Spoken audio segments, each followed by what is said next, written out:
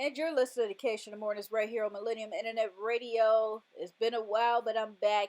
Came back on the scene just so I could talk about a few things that I wanted to talk about here on YouTube. I talked a little bit about it on my station, but I wanted to get a little bit more into it. I would have my face on here, but the way I'm looking and the way that you most likely hear the stuffiness in my and the stuffed upness in my voice and stuff, I am not feeling as great as I should, but I'm not feeling horrible. But I want to give a plug. Shout out to black seed oil and to oregano oil. Make sure, and sea moss, make sure that you all taking your natural herbs during this season, this fall season, cold flu season.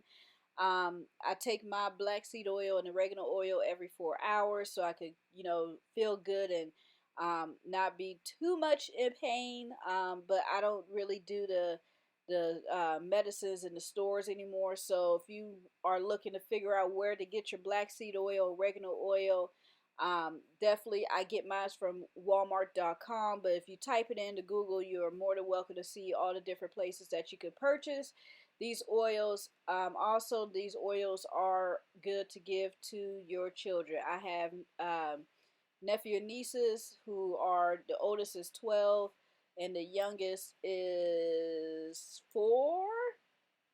Sad that I'm over here questioning that, but the youngest is 4.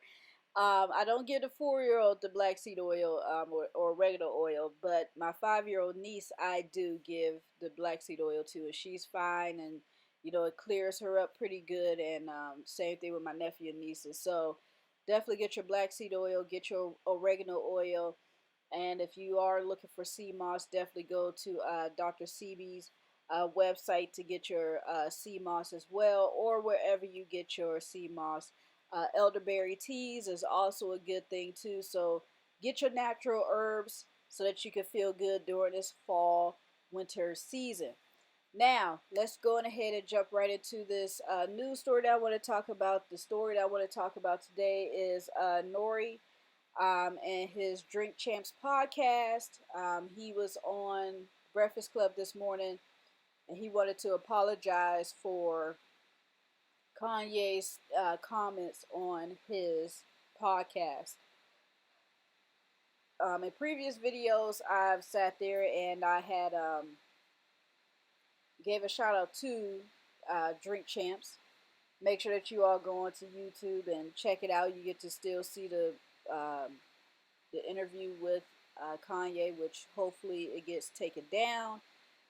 But I know Nore was talking about editing a lot of this stuff, a lot of the uh, incorrect information that Kanye said on his podcast. They was going to edit it out and then still keep the podcast on there. I'm not sure how it is. I have not watched the Kanye West interview, podcast, interview, none of that. I I'm still in the whole early 2000s Kanye, 2005 college registration, college dropout Kanye West. That's the Kanye that I want to still remember, because once again, as I told other people, Kanye was one of the staples of my college career, as people would call it a career. But during those times, you first year college student, you're the first generation student of your family in college, and you don't know how to maneuver through it. You want to go so that you can, you know, live what the government is telling you about this American dream, and then you get there and it's totally different because the school systems didn't teach you the right way so that you can make it into college. So you see a lot of your friends register with you, and then maybe a semester or two later you start seeing people dropping out, and then now you're thinking about dropping out because then you wonder to yourself if you are college material. So his presence in those years for me was definitely a big thing for me, and I've been a Kanye fan since he hit the scene in 2005. I would say after 2010, I started kind of drifting away from Kanye because it was just, I mean, the man's music is good, but there was just certain things that didn't relate to me anymore with his music. So a little bit after like 2010, 2012 was when I finally was like, okay, I don't think that me and Kanye is going to have the same effect as we did back in my college years, early 2000s. Um, but Kanye has, for over the years, there's a timeline now to see of the reckless misinformation that he's been saying over the years. Um, you know, we mentioned sometime beforehand, I'd say we, just me and some other people talking outside of my the show, was talking about, like, we remember when Kanye West came on the scene and it was the telethon for the Hurricane Katrina for the New Orleans residents. They did a telethon where he was able to call in and say how much money you wanted to give towards this towards the Hurricane Katrina Relief Fund to help the residents out there to, food, shelter, all this stuff. And, Kanye was up there with Mike Myers, and Mike Myers read off the teleprompter, and then it was Kanye's turn, and Kanye was like, George Bush don't care about black people. And, pretty much at that time, everybody who was black was all for Kanye because it was like he's saying what we want to say, but we just don't have the voice or the microphone to say it. And then, some years after that, Kanye, got on the stage while Taylor Swift was winning an award and pretty much cut her off and said that Beyonce deserved to win that award. So we seen Kanye do some things at the beginning, and at the time, a lot of us was just like, oh, wow, shock factor. We wasn't expecting it in some ways. Um, and then I think that right there kind of fueled him to do things because he's seen the attention that it comes with that. And then over the years, things have happened in his life. His mom passed away, and still sending condolences to him on that. And then, it just seemed like, being a husband and, having kids and having a family, a lot of stuff like that, things just, I wasn't in his household or in the family to know what made him unravel.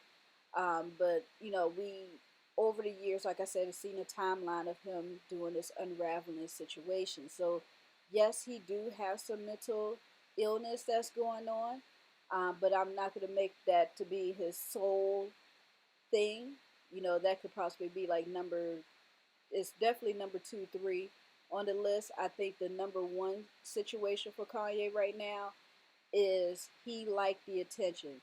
The more and more we continue to give him attention, and I mean us media people, bloggers, journalists, every time Kanye does something, we are always quick to jump on it. If we're talking about it on the news, if we're writing about it in blogs, if we're writing about it on the magazines, newspapers, wherever, we are giving Kanye that attention. And Kanye is definitely fueling from it. It's like, oh, if you don't want stray cats to come to your house, you don't feed them, right? If you just let the stray cats just, go through and walk through the streets or whatever, they just do what they do. They mind their own business. But if you decide to, like, oh, you see a cat in the street, like, oh, wow, like, that's a pretty cat. Let me give them something to eat. Well, that cat is going to come back. And that cat is going to want some more food because they know that you are going to continue to feed them. Kanye West, not saying he's a cat, but Kanye West is the same thing with this attention. He wants the attention. So every time we are sitting up here saying, oh my goodness, Kanye did this, Kanye did that, we don't rock with him no more, we stop following him, we can't deal with this no more. But Kanye's like, it don't matter. I don't know y'all, so it personally don't matter to me, but y'all giving me the attention to continue to move forward. If we stopped, let's just say after I send this and I post it and Kanye do something else and we don't give no attention to it. We focusing on something totally different. Kanye is over there doing what he want to do and we don't give him no attention.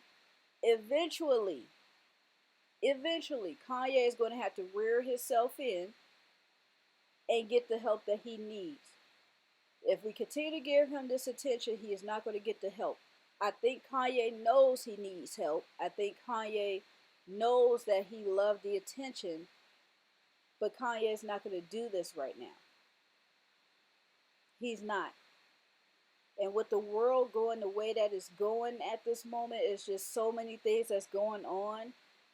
I just think at the end of the day, I think, to be honest with you, we all need some therapy after this. We've been going through a lot of stuff since 2020.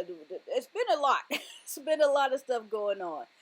Um, and I honestly do encourage. I have not gotten a chance to go and research and figure out who I need to go and talk to, because I know I need to go to therapy too. But he really needs it. He really needs the help, and we as media people, we need to stop talking about him as much and giving and backing off. That's just what we need to do. So let's go back to Noreaga and his podcast Drink Champs with his co-host EFN, um, DJ EFN. Uh, so as I mentioned before, there's a timeline of stuff, and Nori came on to Breakfast Club to apologize to anybody who felt some type of way about Kanye stating certain things on his podcast. And just to hear Nori do his apology, I'm not saying that he's not sincere about it.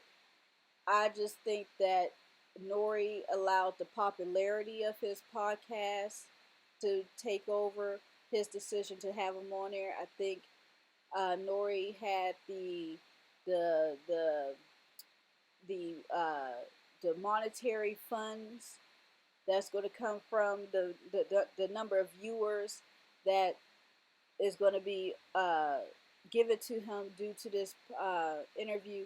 There are so many different things, and those two are the main things. And before he even kind of stated it somewhat, I was sitting up there saying it. I was like, you are doing this because you know that you are like pretty much the biggest podcast out there now. Who could get the biggest celebrities to come onto your podcast to just speak about whatever it is that they want to speak about?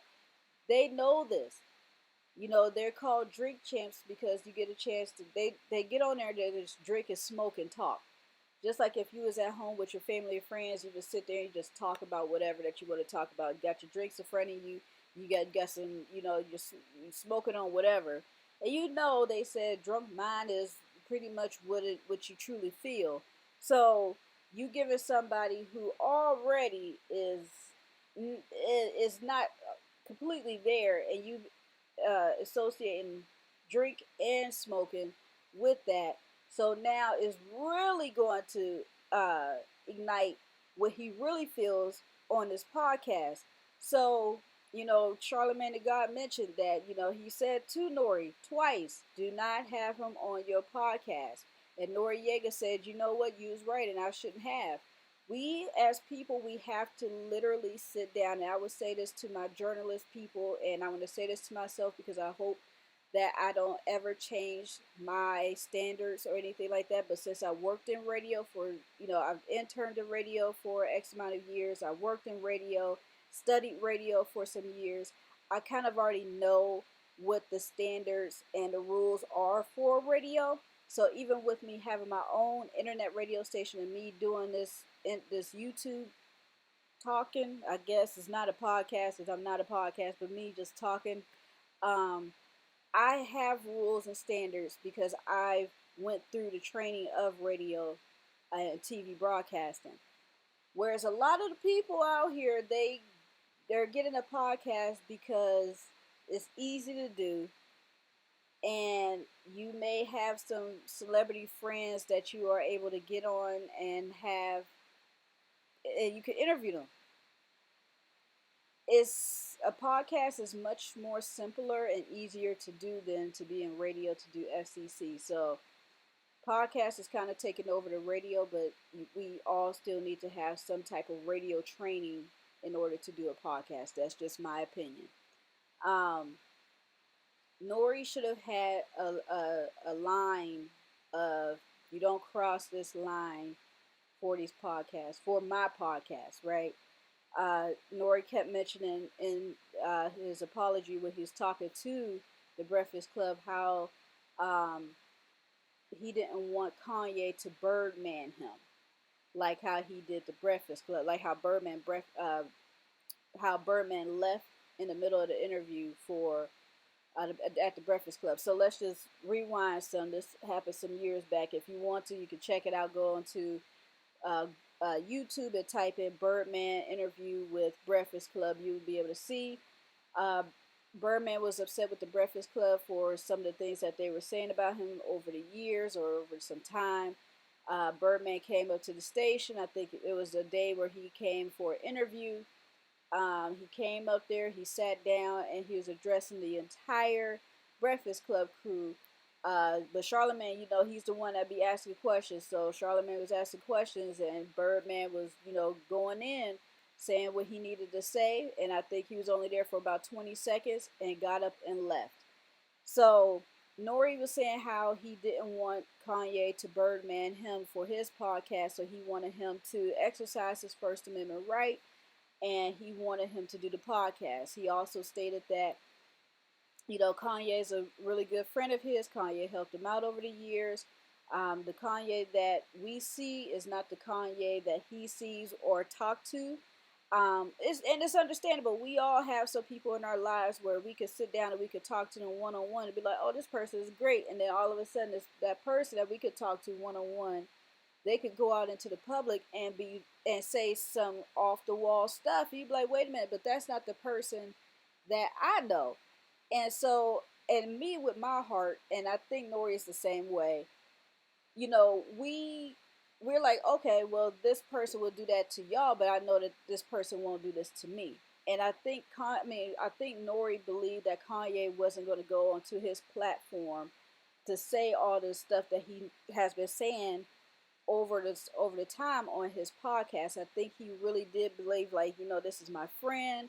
We communicate often, and I believe that I will be able to make sure that he don't go too far. But unfortunately, once the light come on, the red light come on onto a camera, and you say, "All right, let's go, 3, 2, 1, let's go," Kanye goes straight into, "I wanted to blow people's minds with what I say that come out of my mouth."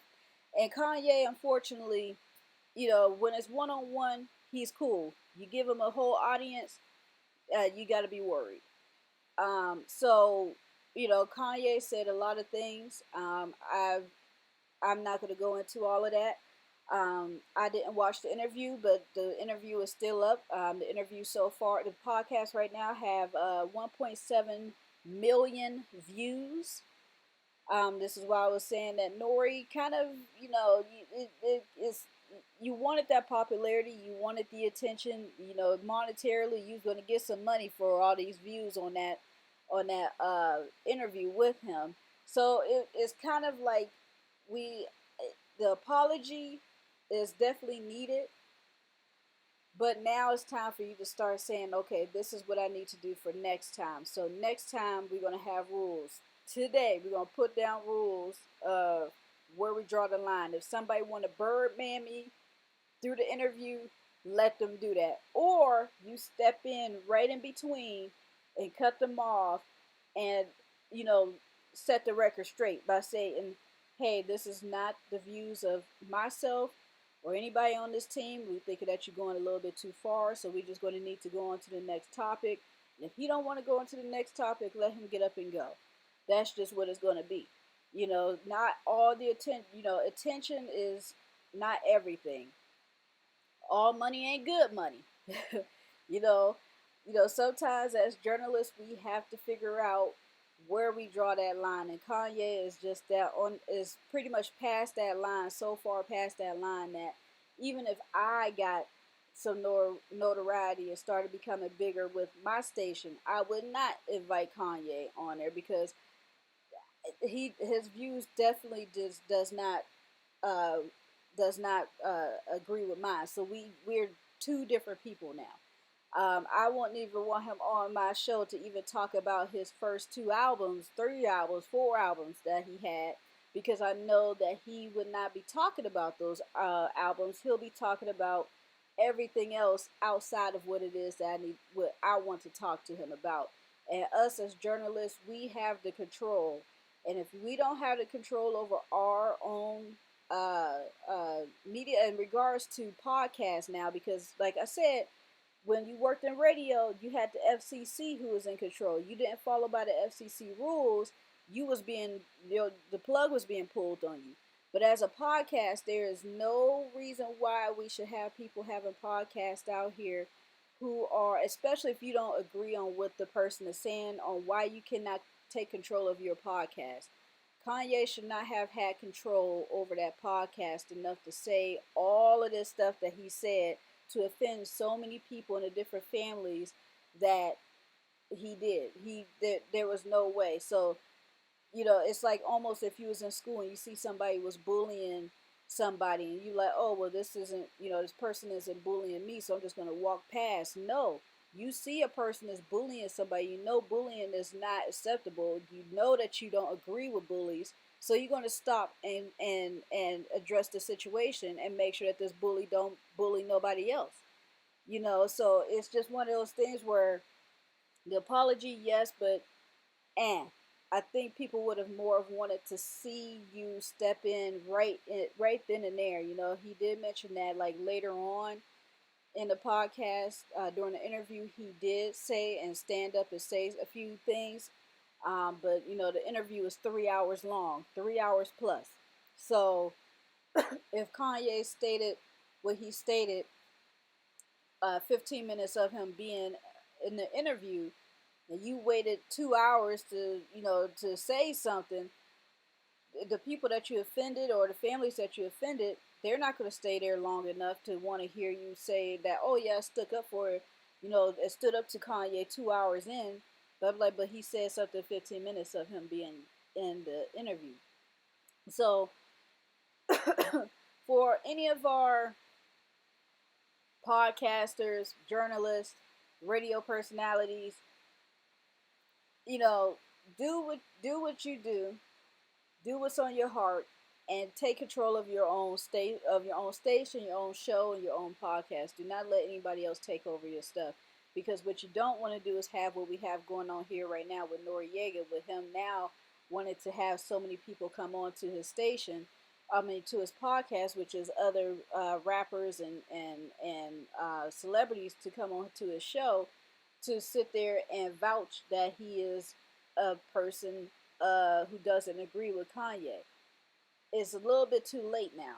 You know what I'm saying? Like, we would have liked to see you stand up a little bit more. And that's what I'm saying. Now we just let people just do whatever. They just let people just run all over them, kind of type deal. And it's like, don't let people run over you. I thought we learned this back when we were in school. You know what I'm saying? You stand up for what is right. You stand up for common sense. You stand up for anybody who you see could, is, the elderly and the children. You stand up for them. I don't know. This world now is just definitely changing for, I don't, it's, to me, it's just mind boggling. And it disappoints me to see that, we are letting money, we're letting people with fame, quote unquote, take control over a lot of stuff. And, us who have the common sense, the reasonings, and morals and standards, a lot of us is, and I'm not saying all of us, but a majority of us is just letting other people run us over. And it's like, no, this is my show. And that's what I'm saying. Let's give a shout out to Tamron Hall, who stood up on her show to a gospel pastor. She's a pastor, I think. Kim Burrell. She did it really nice, but she made sure that Kim Burrell did not sit up there and say anything slick about her, the state that she was born and raised in, and a friend of hers that Kim Burrell was mentioning on her show in regards to how she felt about her.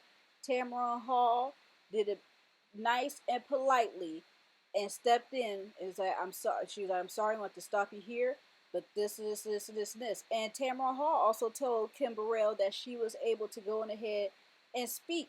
She want to give her that space to speak about what she feels, but at the same time, as we all, as I said, us media people who was born and raised and loved media from the time we heard it and seen it, to us being in school for it, for us to working in it or interning it for all these years, we still have that training in us where we like, no, we need to put there's a line that you cannot cross. And if you cross it, I'm going to go ahead and help you back over that line. But if you cross it again, we're going to have to just get you off. But you're going to have to address it. And that's what I said. Tamron Hall, shout outs to you. I watched that interview and I was like, if she didn't do that so gracefully, and Kim Burrell sat there and still respected her for it, she still stayed on that her platform and still said what she needed to say. So this is what I'm saying. So Nore, I need you to watch Tamron Hall, and I need you to get some pointers from her on how to address people who is stating certain things that you don't agree with, but you want to make sure that they hear you and that you still want to conduct that interview in a professional way. So she is the one that you need to be checking out, okay? And there's so many other people. You know, Oprah Winfrey did this back in the day as well. You know, Oprah Winfrey had a lot of people on her show that, you know, was not on the same page as what she was on or with the beliefs that she believed, but she sat there and was able to say, like, you know, stop them, told them a little bit, was very respectful about it, and they sat there and just did what they needed to do. You know, I just think that, you know, we need to get back to that training. We need to get back to uh, taking ownership of our own platforms. Your show is called The Drink Champs. It's not Kanye Drink Champs. So Kanye should not have had the lead microphone. You should have had it. And if he, you know, if you try to get that microphone back from him and he's still tugging at it, let him get up and go. I mean, the thing is, he has to respect you as this is your show. And if he don't respect you as his show, he could get up and leave. This don't have nothing to do with the First Amendment at this point. This is respect. So that's just what I felt about the whole Noreaga situation of him apologizing. I, I,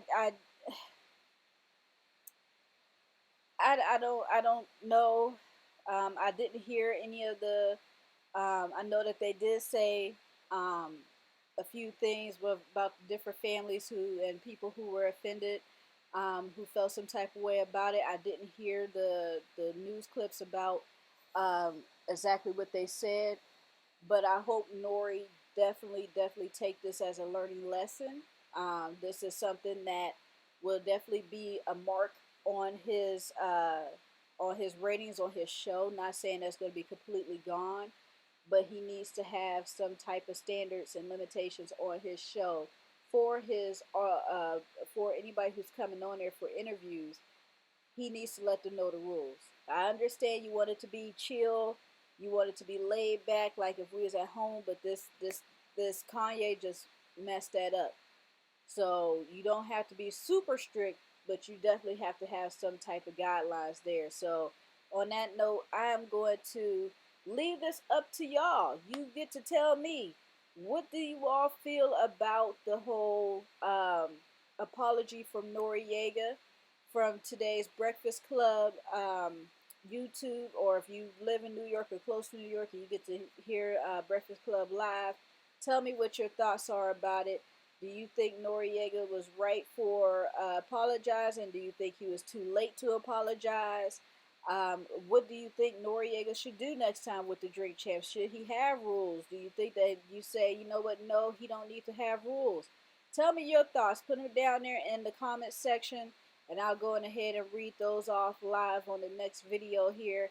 And I'm going to upgrade and do some more little pictures and all this stuff on this video here, since I'm not showing my face. So I'm not showing my face because, like I said earlier, I'm not feeling too well and I don't look all that great right now.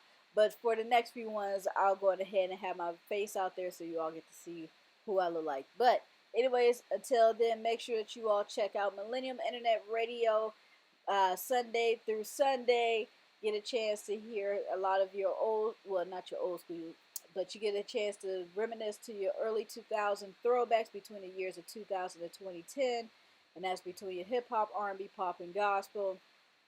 Um, Follow us on social media: Facebook, Millennium Internet Radio; Instagram, Millennium Internet Radio; and Twitter, Millennium INTE, the number six.